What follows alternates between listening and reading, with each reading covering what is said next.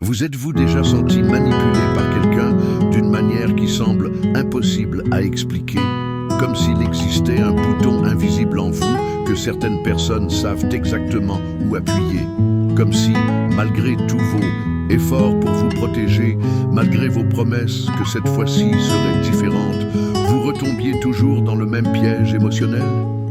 C'est une sensation troublante, n'est-ce pas? Vous sortez d'une conversation en vous sentant contrôlé, diminué, confus, sans pouvoir précisément identifier la blessure. Vous ne savez pas exactement ce qui s'est passé. Vous savez seulement que, d'une manière ou d'une autre, vous avez perdu le contrôle de la situation. Et pire, vous savez que cela se reproduira. Peut-être s'agit-il de cette personne qui vous fait toujours culpabiliser dès que vous posez une limite, ou de celle qui retourne votre gentillesse contre vous, transformant votre empathie en une arme pour obtenir ce qu'elle veut. Ou peut-être de quelqu'un qui connaît vos blessures les plus profondes et sait exactement où appuyer pour vous déstabiliser. Vous êtes-vous déjà demandé pourquoi certaines personnes exercent ce pouvoir sur vous? Pourquoi vous, qui êtes intelligent et conscient, qui avez lu sur la manipulation et savez repérer les jeux psychologiques, tombez encore dans les mêmes pièges?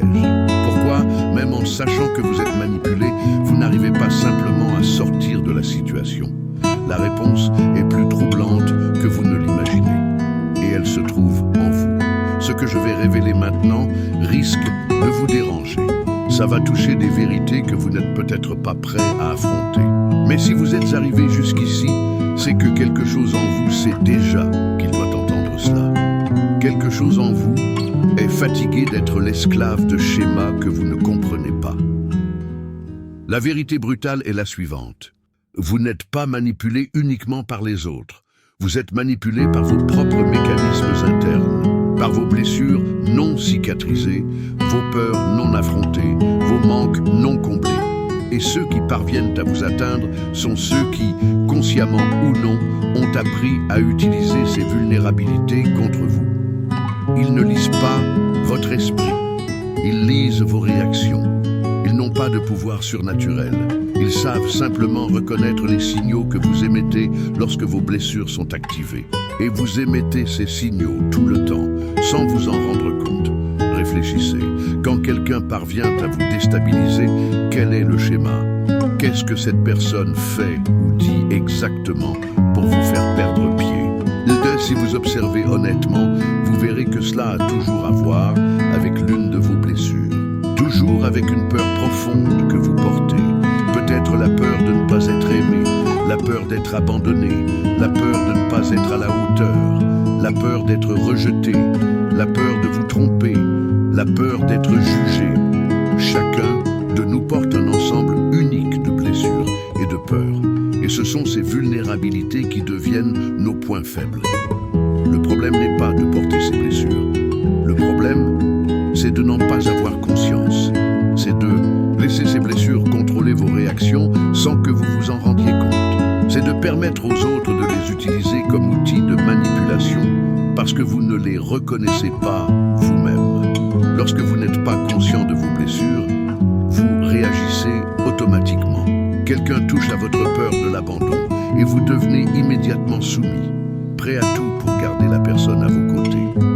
Quelqu'un met en doute votre compétence et vous vous sentez obligé de prouver votre valeur de manière désespérée. Quelqu'un utilise la culpabilité contre vous et vous acceptez des responsabilités qui ne sont pas les vôtres. Ces réactions automatiques sont comme des cordes que d'autres peuvent tirer pour vous contrôler. Et ils continueront à tirer tant que vous n'aurez pas coupé la connexion entre vos blessures et vos réactions. Mais il y a quelque chose de plus profond encore, quelque chose qui dépasse les blessures individuelles.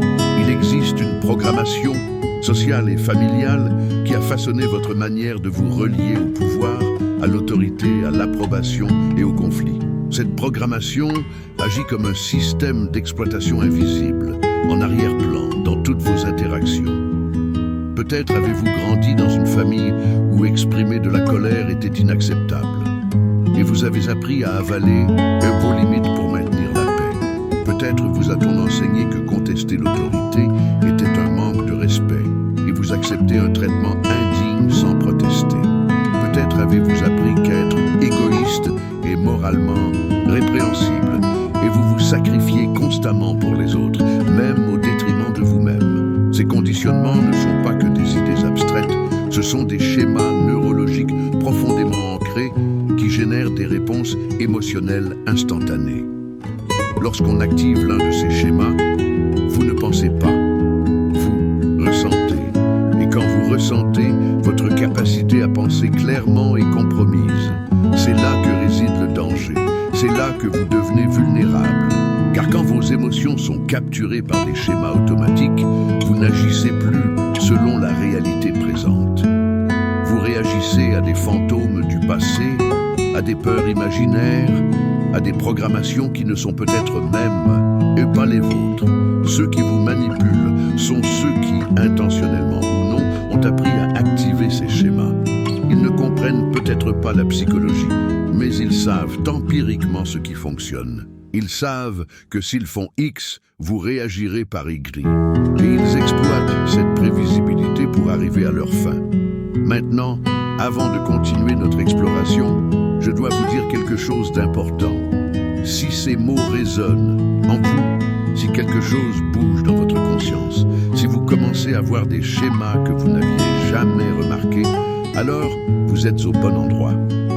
Vous êtes prêt pour une transformation qui va bien au-delà des simples techniques de défense psychologique. Cette chaîne existe pour des personnes comme vous, des gens qui ne se contentent pas de réponses superficielles, qui veulent comprendre les mécanismes profonds de la psyché humaine, qui sont prêts à se regarder avec une honnêteté brutale pour atteindre la véritable liberté émotionnelle. Si cela vous parle et que vous vous sentez appartenir à cette communauté de chercheurs de vérité psychologique, abonnez-vous.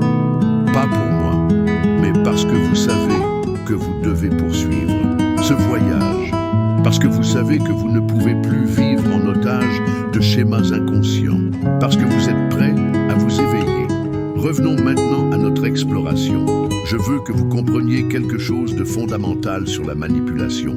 Elle se manifeste rarement de façon évidente. Les véritables manipulateurs ne viennent pas crier des ordres ou proférer des menaces explicites. Ils sont bien plus subtils. Ils exploitent votre propre bonté. Ils utilisent vos valeurs les plus nobles comme des armes. Ils transforment vos qualités en vulnérabilité. Si vous êtes empathique, ils vous feront sentir responsable de leurs émotions. Si vous êtes loyal, ils se serviront de votre loyauté pour vous enfermer dans des situations toxiques. Si vous êtes généreux, ils exploiteront votre générosité jusqu'à vous épuiser. Le plus cruel, c'est qu'ils agissent tout en se présentant comme victimes. Ils vont vous convaincre que vous êtes égoïste de poser une limite. Vous culpabilisez de ne pas répondre à leurs attentes. Vous accusez d'insensibilité pour ne pas vous sacrifier à leurs caprices. C'est là la forme la plus sophistiquée de la manipulation. Elle inverse la réalité. Elle vous fait douter de votre propre perception, remettre en question vos sentiments légitimes. Elle vous fait croire que le problème vient de vous, alors que c'est la dynamique toxique qu'ils ont créé le vrai problème. Nicolas Machiavel écrivait, il y a 5 siècles, que tout le monde voit ce que vous semblez être. Peu de gens éprouvent ce que vous êtes réellement. Cette pénétrante observation de la nature humaine révèle un principe fondamental de la manipulation. Les manipulateurs maîtrisent l'art des apparences. Ils gèrent la perception que les autres ont d'eux. Ils savent comment se présenter pour susciter votre compassion, votre culpabilité, votre sens des responsabilités. Ils savent paraître vulnérables pour obtenir votre protection, autoritaires pour obtenir votre soumission, aimants pour obtenir votre dévouement. Mais Machiavel nous a aussi enseigné que le véritable pouvoir vient de la connaissance de la nature humaine.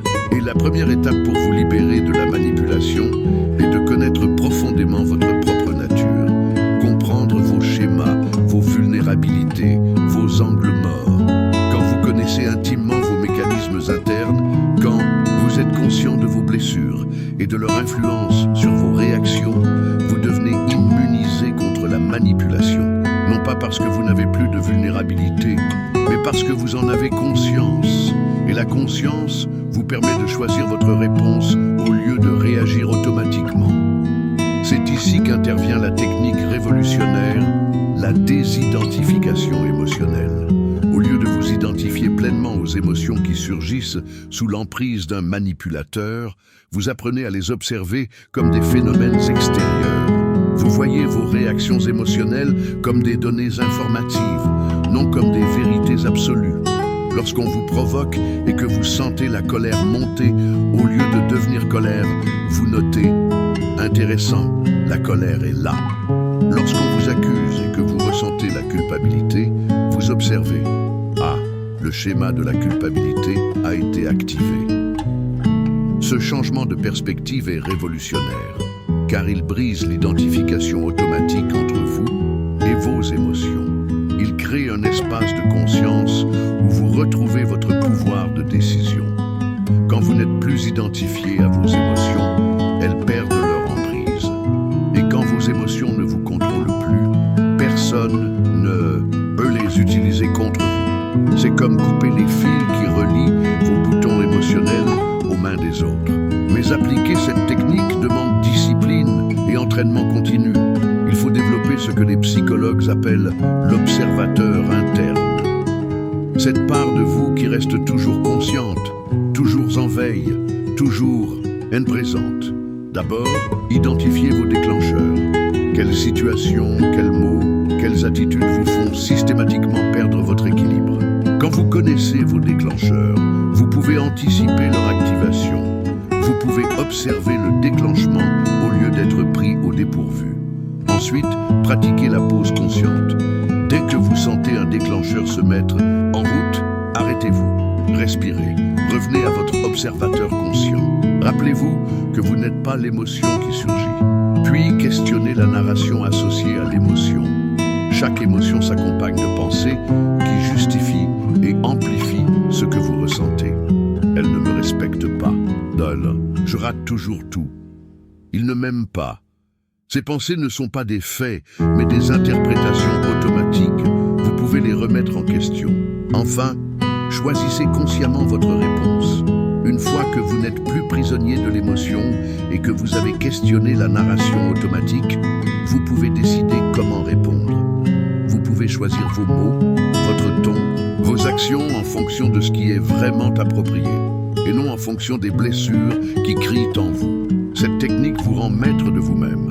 Elle vous sort de la position de victime émotionnelle pour vous placer en observateur lucide. Et en étant lucide, en gardant le contrôle de vos réactions, vous devenez inamovible.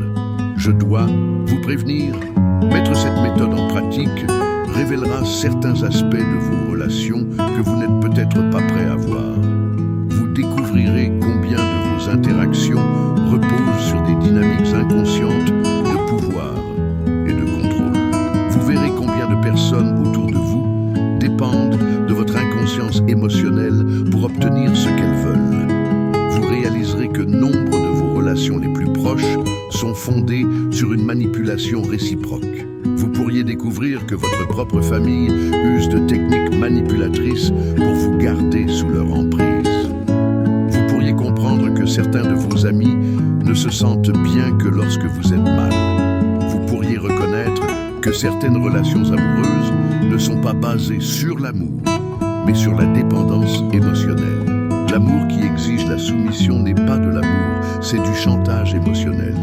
La loyauté imposée par la culpabilité n'est qu'une manipulation déguisée en vertu. Les relations où l'on vous accepte uniquement si vous vous sacrifiez sont des prisons émotionnelles aux barreaux dorés. Lorsque vous devenez immunisé contre la manipulation, quand vous ne réagissez plus automatiquement aux déclencheurs émotionnels des autres, certaines personnes se sentiront mal à l'aise. Elles tenteront de restaurer l'ancienne dynamique. Elles intensifieront leurs tentatives de manipulation. Elles vous accuseront d'avoir changé, d'être devenu froid ou indifférent. Et elles auront raison sur un point. Vous avez changé. Vous n'êtes plus celui qui accepte tout pour éviter la discorde. Vous n'êtes plus celui qui se sacrifie constamment pour plaire aux autres. Vous n'êtes plus celui qui permet que ces blessures servent d'outil de contrôle. Mais ce changement ne vous rend pas moins aimant. Il vous rend plus authentique. Il vous permet d'aimer depuis un choix, non depuis une contrainte. Il vous permet d'instaurer des relations basées sur le respect mutuel et non sur la manipulation et mutuelle. La désidentification émotionnelle vous enseigne aussi quelque chose de fondamental sur la nature des émotions. Elles sont temporaires. Elles surgissent, atteignent un pic, puis s'estompent. Elles sont comme des vagues sur l'océan de la conscience. Et comme les vagues, elles ne définissent pas la nature de l'océan. Quand vous saisissez cela viscéralement et que vous le vivez à force de pratique, vous développez une confiance profonde en votre capacité à traverser n'importe quelle tempête émotionnelle. Vous savez que, quelle que soit l'intensité de l'émotion, elle ne peut pas vous détruire, ni vous contrôler. Elle n'est qu'une visiteuse éphémère dans la demeure de votre conscience. Cette confiance change tout. Elle modifie votre posture face au monde, votre manière de gérer les conflits, votre façon de répondre aux tentatives de manipulation. Car quand vous n'avez plus peur de vos émotions, personne ne peut vous les retourner contre vous. Un autre aspect crucial de cette technique est qu'elle vous apprend à distinguer les émotions issues de blessures anciennes de celles qui naissent d'une perception légitime du présent. Toutes vos émotions ne sont pas des déclencheurs traumatiques. Certaines sont des réponses appropriées à une situation réelle. La différence réside dans la qualité de l'émotion et la narration qui l'accompagne. Celles nées de blessures anciennes sont disproportionnées par rapport au contexte, accompagnées de pensées absolues et catastrophiques qui généralisent à partir d'un cas particulier. Celles issues de perceptions légitimes sont proportionnées à la situation et vous fournissent des informations utiles sur la réalité présente. Elles vous incitent à agir pour préserver vos intérêts ou vos valeurs. Apprendre à distinguer ces deux types d'émotions est essentiel, car vous ne voulez pas devenir insensible aux signaux légitimes indiquant qu'il y a un problème réel. Vous voulez filtrer les réactions automatiques du passé pour répondre de manière appropriée à ce qui se passe maintenant. Cela demande pratique et discernement. Cela exige une intimité profonde avec vos propres schémas émotionnels. Cela fait de vous un chercheur infatigable de votre propre psyché. Mais le résultat en vaut chaque effort. Vous devenez véritablement libre. Libre de vos réactions automatiques. Libre de la manipulation des autres. Libre de choisir consciemment la vie que vous voulez mener et les relations que vous voulez entretenir. Et voici l'ironie ultime.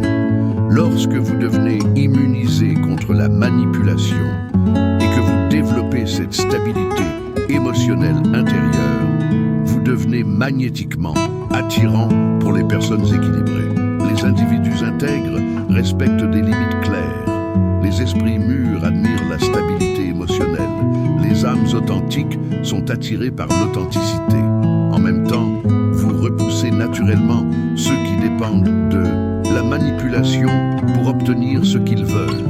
Ils ressentent même inconsciemment que leurs tactiques n'ont plus d'effet sur vous. Ils comprennent que vous n'êtes plus une cible facile et ils s'en vont à la recherche de proies et plus vulnérables. Le résultat est une transformation radicale de la qualité de vos relations. Vous cessez d'attirer ceux qui veulent vous exploiter et commencez à attirer ceux qui désirent sincèrement se connecter avec vous.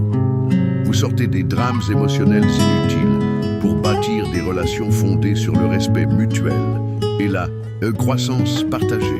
Mais cette transformation ne se produit pas du jour au lendemain. Elle exige engagement, patience et surtout courage. Courage d'examiner honnêtement vos propres schémas. Courage de remettre en question des relations qui vous ont peut-être servi autrefois, mais qui ne correspondent plus à la personne que vous devenez. Courage d'imposer des limites, même si cela cause des conflits. Courage de décevoir lorsque cela est nécessaire pour préserver votre intégrité. Courage d'être mal compris par ceux qui profitaient de votre ancienne façon d'être. Le chemin vers la liberté émotionnelle n'est pas facile, mais c'est le seul chemin vers la paix intérieure véritable. C'est le seul chemin qui vous permette de vivre selon vos valeurs les plus profondes, au lieu d'être ballotté par les vagues émotionnelles des autres. Et voici la vérité ultime que je dois partager. Vous avez déjà tout ce qu'il faut pour commencer ce voyage. Vous avez déjà la capacité d'observer vos émotions. Vous avez déjà la capacité de questionner vos pensées automatiques. Vous avez déjà la capacité de choisir vos réponses. Ce qui vous manque peut-être, c'est la discipline et la détermination pour exercer ces capacités avec constance. Et c'est là que se joue la différence entre ceux qui restent prisonniers de schémas anciens et ceux qui se libèrent pour créer une vie authentique. Vous pouvez reprendre votre vie là où elle en était et tout oublier. Vous pouvez continuer de réagir automatiquement aux déclencheurs des autres. Vous pouvez rester manipulé par ceux qui savent exactement quel bouton appuyer. Vous pouvez continuer à vivre une existence où vos émotions sont contrôlées par des forces externes. Ou bien vous pouvez, dès aujourd'hui, commencer à reconstruire votre esprit avec clarté et courage. Vous pouvez commencer à observer vos schémas avec une honnêteté sans compromis. Vous pouvez commencer à remettre en question les récits automatiques qui accompagnent vos émotions. Vous pouvez commencer à choisir consciemment la manière dont vous voulez répondre au monde. Le choix vous appartient. Il l'a toujours été et il le sera toujours. Mais maintenant, vous avez les outils pour exercer ce choix en toute connaissance des enjeux. Vous savez ce qui est en jeu. Vous savez ce qui est possible. La question qui reste est la suivante. Avez-vous le courage de découvrir qui vous êtes vraiment lorsque vous n'êtes plus contrôlé par vos réactions automatiques? Avez-vous le courage de vivre une vie vraiment libre? Car si vous l'avez, si vous êtes prêt à faire le travail nécessaire, alors tout change dès maintenant. Votre vie devient votre création consciente et non plus le produit des manipulations des autres ou de vos propres réactions inconscientes. Et voilà, chère âme courageuse, la véritable liberté. Voilà la véritable révolution. Non pas une révolution extérieure, mais une révolution intérieure qui transforme tout, votre relation à vous-même, aux autres et à la vie elle-même. Le réveil commence maintenant, si vous choisissez de le laisser commencer.